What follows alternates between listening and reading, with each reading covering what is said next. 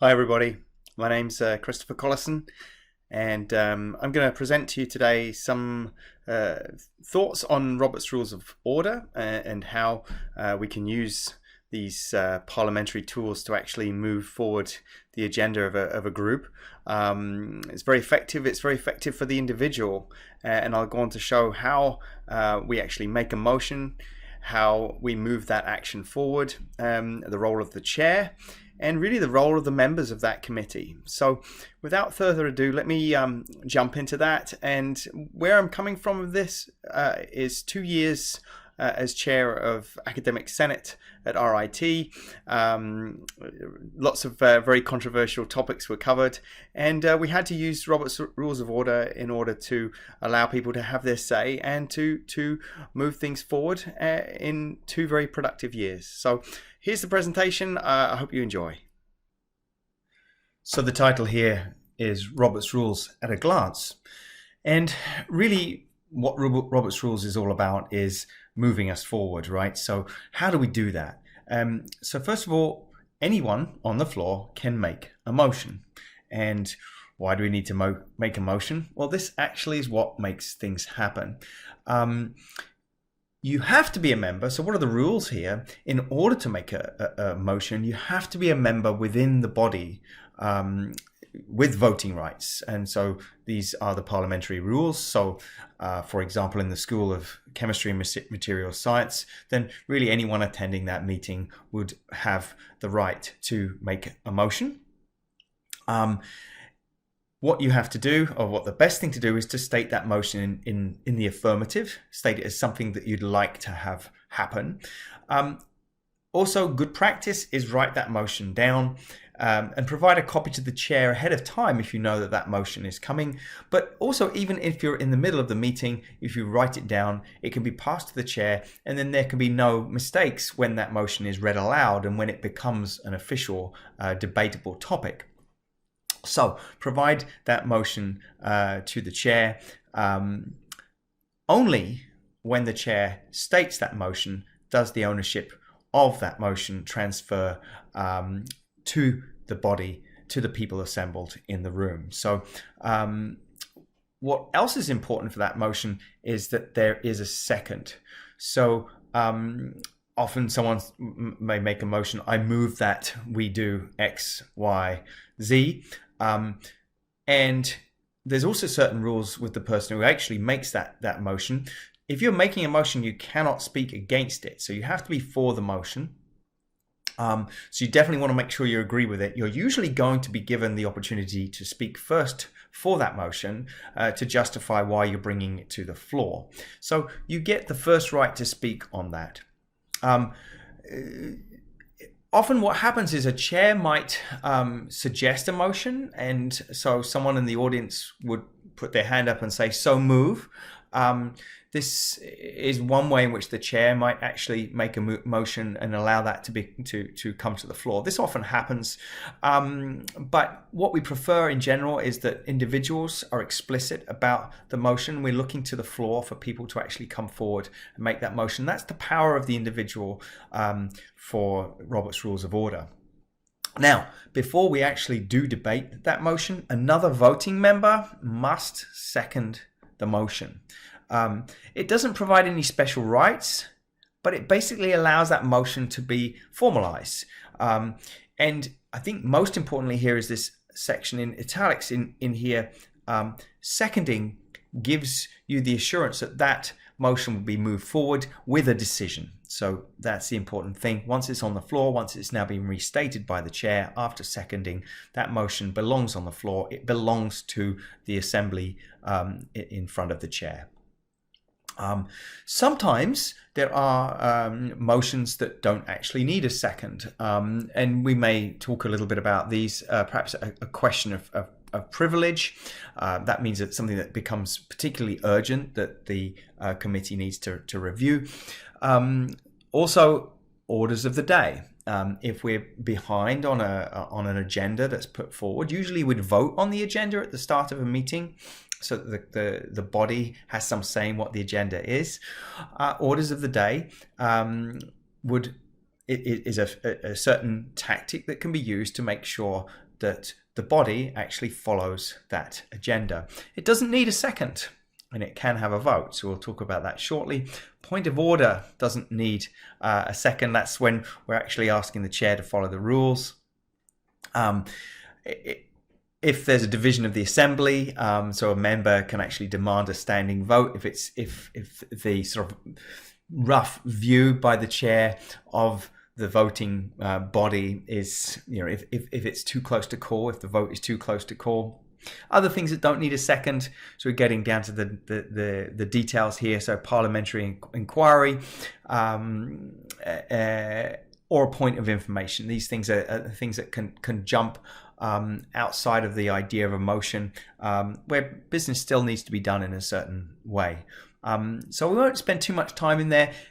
Generally speaking, a second is required. That was the takeaway from that slide. So as I've mentioned before, the motion then, once it's seconded and restated by the chair, it belongs to the body. It belongs to the assembly. It belongs to the members. And that's what this bullet essentially states in here. Let's look at an example. Supposing Greg makes a motion that becomes seconded and restated. If Greg would like to withdraw that motion, he can't by himself.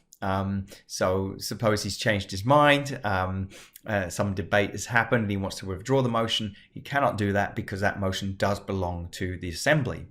Of course, it can be withdrawn once permission from all the members is granted. But this effectively means that if someone really likes that motion and objects to it, then it means we have to follow through procedure and keep discussing that point. So the issue with this final bullet is if any one person objects to the motion being withdrawn, it must stay on the floor. Remember, it belongs to the body.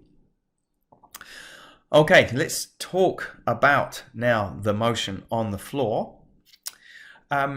So the key here is we only speak to the motion on the floor. We can't go off on tangents. We basically speak to that point that has been made, seconded and restated by the chair. If the motion does need to be changed because we're really not addressing the key topic, then we can amend that motion. So there's a second motion to amend the original motion. So we go down a little rabbit hole in a way here, but we can amend that motion. So if that motion needs to be changed, we need to amend it now. But in general in here, it's important that the body focus their remarks on the issue at hand. Generally speaking as well, it's about the issue, and if there's some controversy in the room, we should avoid personal attacks. We certainly should avoid straying off topic. We have to deal with what's in front of us. The chair may organize the committee in such a way that he or she may politely ask the member to confine their remarks to the scope of the motion. And the chair may always interrupt any unfocused member, indicating when those comments might be out of order. This is quite rare, but this is perhaps the role of the chair in trying to keep the discussion to the point. So with this in mind, what is that chair's role? The chair in general should appear neutral. If that chair has a particular alliance with one particular motion, then that chair may essentially relinquish his or her position and allow somebody else to moderate the discussion. And that means that that chair can then sort of inject their enthusiasm for a particular direction that the motion might take. But otherwise, the chair should appear neutral, and it's the body that really will be discussing the points. Questions may be addressed to the chair. Often the chair may know more of the answers, and so questions may be addressed to the chair that the chair may be able to address, may be able to answer. The chair may also, at that point the question or allow someone from the floor to provide the answer if they already know more about the issue under debate. So generally speaking, actually, the members of the committee will channel their questions to the chair. Okay, so we're still talking about the motion that's on the floor. How do we arrange for the debate of that particular motion? The best way often, it's not exactly specified, it's more a recommendation from Robert's Rules of Order, but effectively the floor is assigned to alternating between ideas that would favor the motion and then follow up with comments that would oppose the motion. And the reason for doing this is if the floor is pretty much all in agreement and all favors the motion, then we might not need 10 different people to speak to the topic if they all favor it. We might be able to move forward more efficiently, more expediently, if we recognize that there aren't any opposing positions, and then we can actually just move towards a vote. So by alternating between those that favor and those that oppose, we can actually recognize, or the chair can actually recognize, the extent to which there is opposition for the motion that's on the floor. So the chair may therefore ask for hands from those wishing to speak for the motion. And by the way, as I mentioned earlier, the maker of the motion always has the right to speak first towards the motion. The chair may then ask for an opposing view, again, usually hands up, and we then move backwards and forwards to address to debate the topic. Generally speaking, the chair or someone sitting close to the chair, maybe the vice chair, should keep note of people that have their hands up and should address people in the order in which they raise their hands. So in general, everyone gets to speak in a discussion should they want to speak. So please be patient. The chair will cycle back around to you. And there's also a rule that basically says anyone who has not spoken should be recognized and should have the opportunity to speak before someone who's already shared on a particular topic. So in general, how much time do people get to speak? On one particular motion, you only, according to Robert's Rules of Order, you only get to speak 2 times on that motion on any one day. In general, it's valuable to limit speech to 2 minutes. This is obviously something that can be set up by the body. We could allow people to speak for 20 minutes on a topic, but usually to move things forward, we encourage that people actually speak to the point and want to get their point across clearly, concisely, and in a compelling way. So my thoughts here in general is that we all, if members of the body, we should all think before we speak. We should organize our thoughts and get those thoughts across clearly. When it's time to wrap up the debate, so the chair really has no authority to end the debate if members still want to discuss. But he or she may, as we described earlier, may choose to ask if there are remaining any more points of opposition or points for in a discussion for something that seems to be overwhelmingly negative. The chair should ask if there is any further discussion. The chair may also then ask the body if they're ready for the question, which really means, are they ready for the vote? And this allows the chair to kind of, again, make sure that everyone's had the chance to say something, but then set up a mechanism by which we can actually make that motion voted on and move it forward. So the chair should give lots of opportunity to people to speak up, but when it's clear that that discussion has ended, the chair can simply conclude the debate and move on to the vote. And the vote, of course, would be worded in a way such as all those in favor of the motion. So the chair should actually restate the motion and then ask about all those in favor, have a count of the number of hands up, all those opposed, again, count the number of hands up, and all those who are abstaining, and again, count the number of hands that are up. The count should be made and the results of the count should be stated for the minutes and for the assembly. So we also have in Robert's Rules of Order, a very important concept of precedence. As I mentioned earlier, there's only one motion that can be on the floor at one time. So we can actually have secondary motions. And an example of a secondary motion is where we want to add an amendment to the motion. So that becomes a secondary motion to the main motion. But there are rules. Robert's Rules has rules for the precedence of motions, and we'll look at that in an upcoming slide. And what I'm basically going to say is we start with the motion down here, and we can go upwards to have certain higher prioritized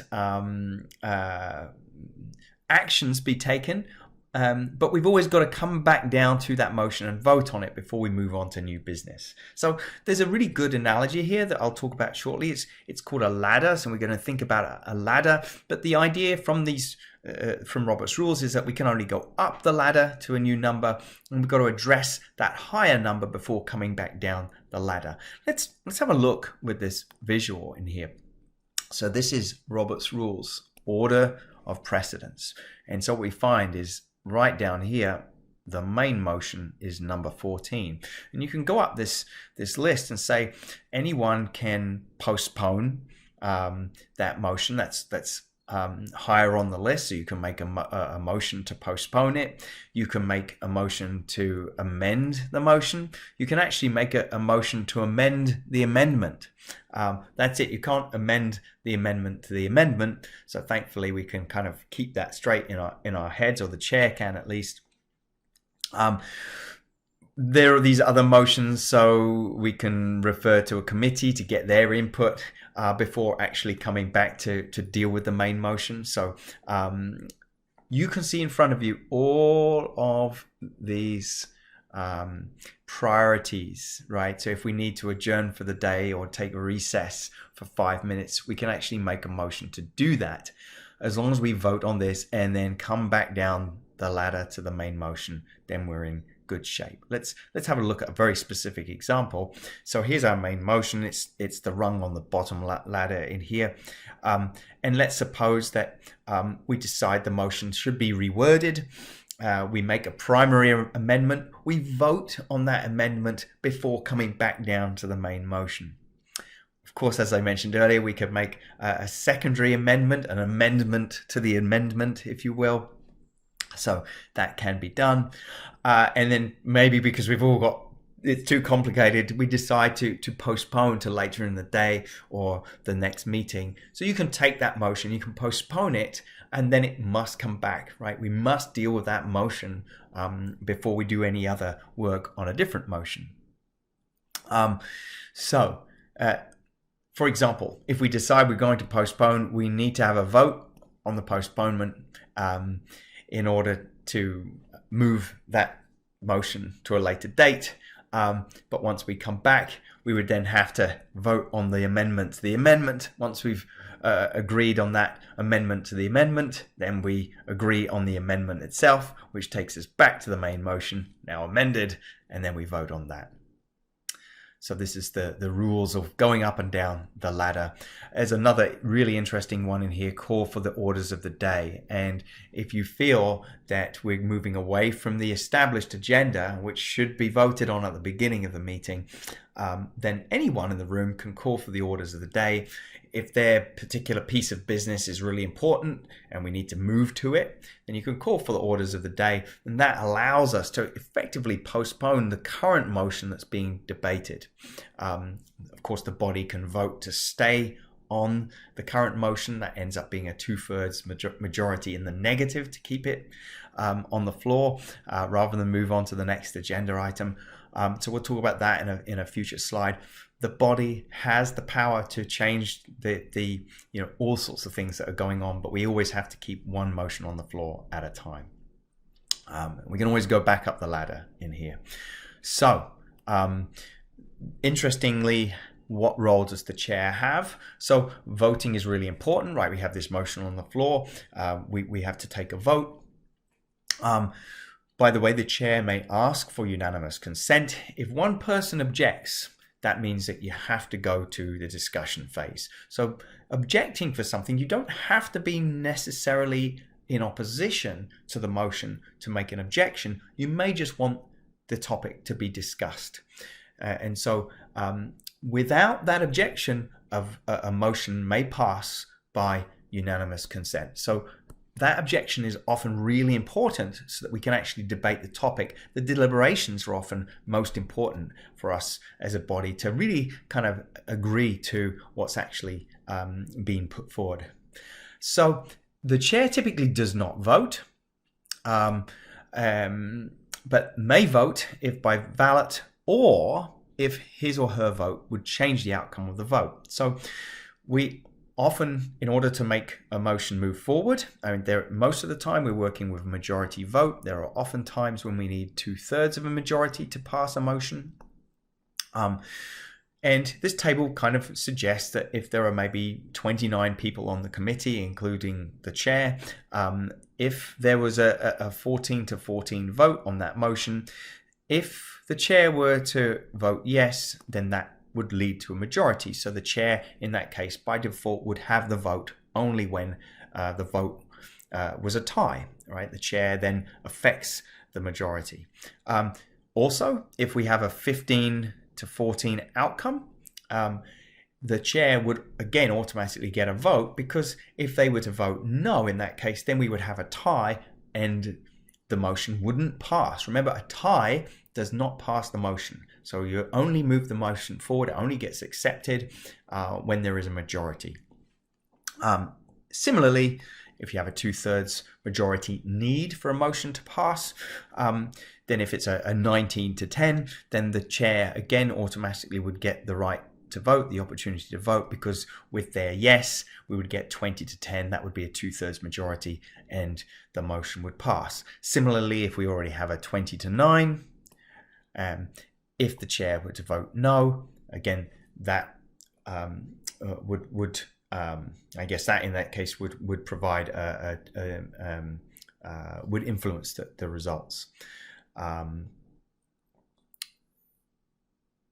fact, in that case, then we would still have the 2/3 majority. So my numbers are a little kooky there, but I think you get the point. We have to often do some fast arithmetic in the middle of the meeting. The beauty again of Robert's Rules of Order is that anyone can make a so-called privileged motion.